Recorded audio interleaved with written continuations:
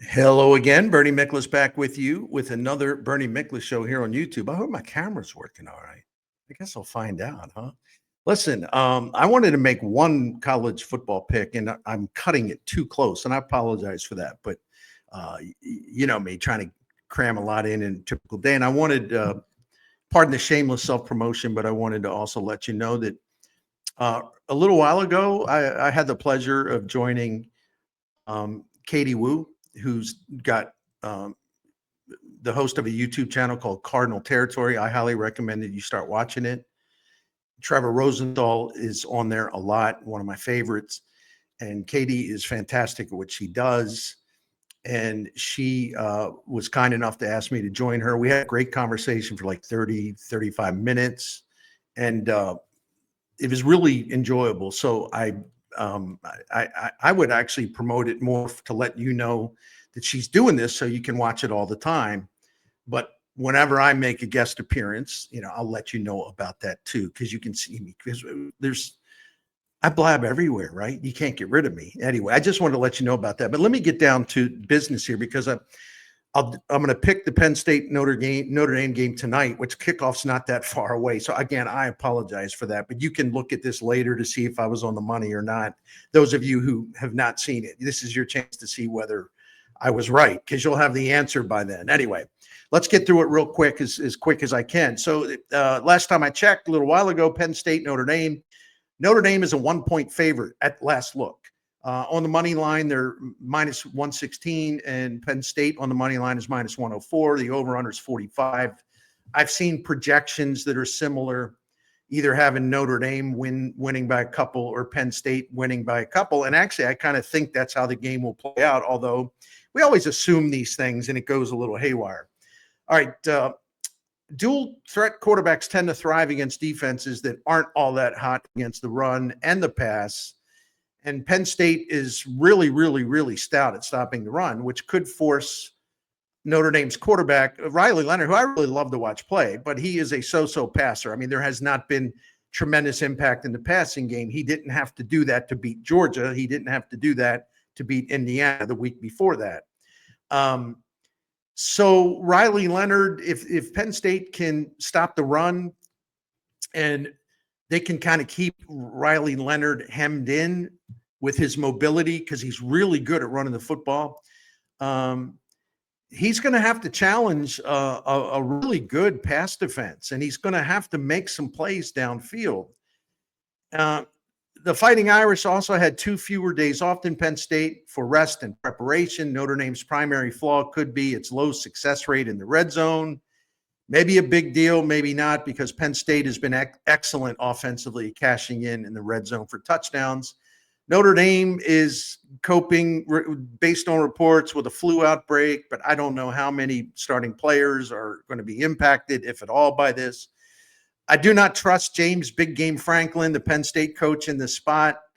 But Penn State's strong offensive line should be able to get the ground game going against Notre Dame's banged up defensive line, maybe more than we think, as far as getting something going. Notre Dame's offense didn't get much done offensively in the first round win over Georgia. It was their second round. You know what I mean? And I don't think the Fighting Irish will win this one with Riley Leonard passing for 90 yards as he did last time out against Georgia. Notre Dame's longest drive against Georgia was only 49 yards. And by the way, man, I was happy Notre Dame won, and I thought it was amazing the way they won. But the offense itself was kind of draggy. Longest drive of 49 yards. Coach Marcus Freeman's team only had 244 total yards of offense. They average only 3.8 yards per passing attempt. They did get a pretty good ground game going, despite some injury factors working against them. And the Irish pulled it away from Georgia late in the first half on that strip sack fumble. Sorry, I'm talking too fast. That strip sack fumble deep in Georgia's territory with less than a minute left in the first half. It was really a blunder by Kirby Smart. Should have run the clock out and gone to halftime down 3.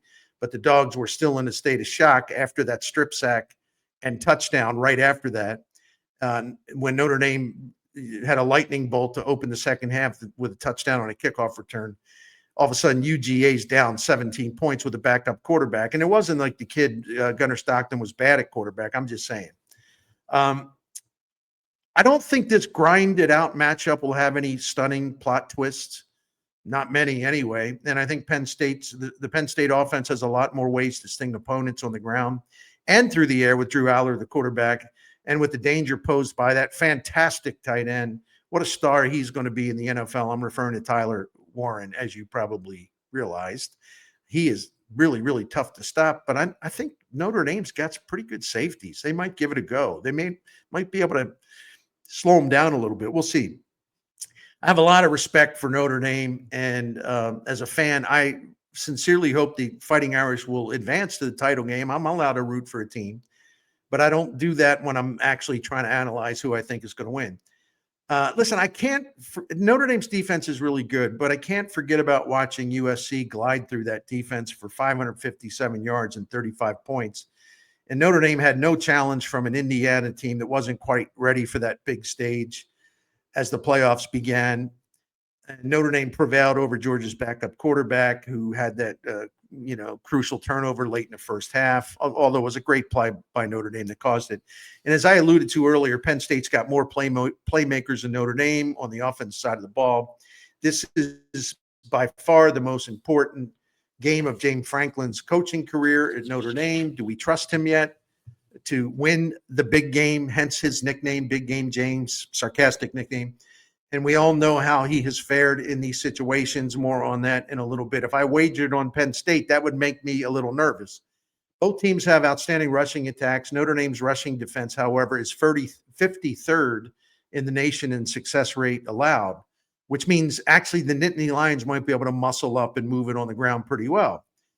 But they also have Drew Aller, who pretty creative quarterback. He can also run, and he's actually pretty good downfield, and I think he's getting better and better. Susceptible to mistakes, but you know what I'm saying? I think that he's trending well, maybe is the best way to put it. And Aller, unlike Riley Leonard, if we go by all the information and all the numbers that we have on this, it's an easy conclusion to make when I say that Aller can stretch the field, and I don't know that Notre Dame can do that in a conventional way with Riley Leonard, who I think is a wonderful guy to watch. But this year, Aller had over 3,100 intended air yards. That was 707 more than Riley Leonard's intended air yards. And you might be saying, well, what is all this fancy stuff? Basically, it means this: Penn State throws the ball downfield a lot more often and better than Notre Dame does, right? So if they can complement their strong ground game behind a really good offensive line, and they can stretch the field, something that, if we're going by the numbers, that could be tough for Notre Dame to do in their passing game, that could be a pretty big deal if it plays out as expected. And because Penn State, and you also look at Drew Aller, he's a top 10 passer among power conference quarterbacks, ranking 7th in fancy pants metric, EPA, but it's a good metric. He's 7th in EPA as a quarterback among power conference guys, compared to Riley's number 44 ranking in FBS. And that's an FBS ranking. Number 7 for Aller and Riley 44th. Nothing wrong with 44th, but it's not 7th. Because Penn State has deep ball capability with their great tight end. They have an explosive play rate that is higher than Notre Dame's explosive play rate through the air. And Aller's positive play rate, whether it's successful passing play or not, is better than Leonard's. This Penn State offense, on top of it, is highlighted by 3 likely early round NFL draft picks: a quarterback, tight end, a running back. And I think the edge and overall offensive firepower goes to Penn State. According to the Sagarin ratings, which I always go to first, Penn State has played a tougher schedule than Notre Dame this season. It's not a massive gap, but it's a pretty good gap between them. Now, you can throw that out. I'm just saying Sagarin has always been my go-to for as long as I can remember on that. So I always go back there for this schedule rankings and things like that. So the tougher sched might matter in this one. Two other concerns I have for Notre Dame. The Irish lost their big-time star pass rusher, Riley Mills, to injury in round one, as everyone knows. He's a hell of a player, man. He's going to make a lot of money in the NFL. And a few more players got banged up against Georgia. And then closer to home, the splendid running back, St. Louis, and Jeremiah Love, who is a rocket when he's healthy. He'll start tonight, but we don't know really what to expect or anticipate from him. Is he close to 100%, anywhere near 100%? Because he only was able to carry the ball 6 times against the Dogs. And again, now he's coming back on, to use a baseball term, short rest, right?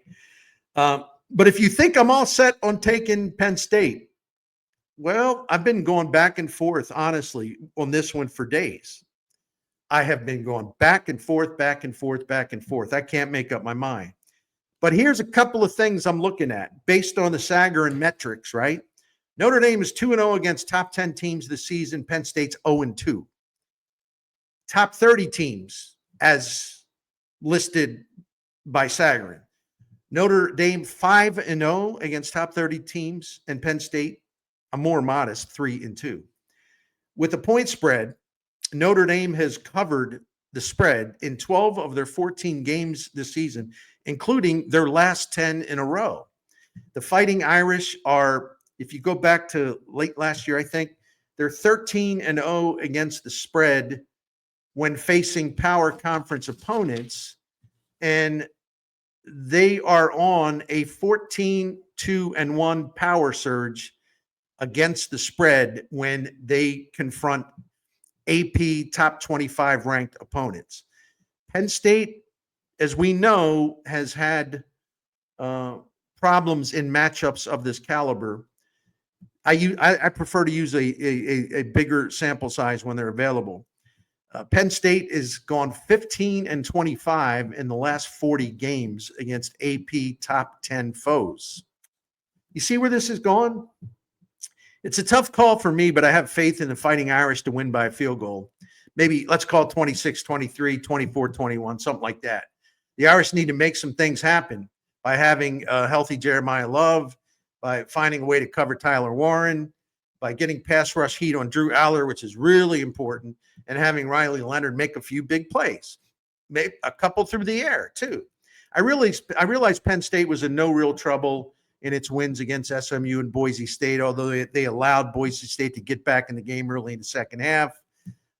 Those are two teams, all due respect. Those are two teams, SMU and Boise State. They're good teams, but they're from mediocre conferences. And the Nittany Lions were able to host SMU. You talk about a home field advantage up there in Happy Valley.